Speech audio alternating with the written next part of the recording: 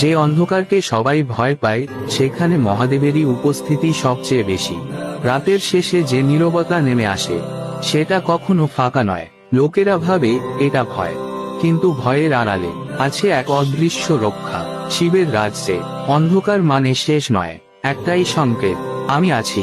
রাত্রির আত্মারা ভয় দেখায়, কিন্তু ভক্তের গায়ে হাত দিতে পারে না, কারণ ত্রিশূল তার ছায়া ধরে রাখে। যেখানে আলো নেই সেখানে তার ধ্যান সবচেয়ে গভীর, যেখানে ভয় সবচেয়ে বেশি সেখানেই তার সুরক্ষা সবচেয়ে শক্তিশালী। যে ভয় দেখে পিছিয়ে যায় সে পথ হারায়, যে ভয় দেখেও দাঁড়িয়ে থাকে তাকে মহাদেব নিজের আশ্রয় দেন। এই পৃথিবীতে অশুভ আছে, কিন্তু যতক্ষণ শিবের নাম নেওয়া হয় ততক্ষণ অন্ধকার কখনো জয়ী হতে পারে না।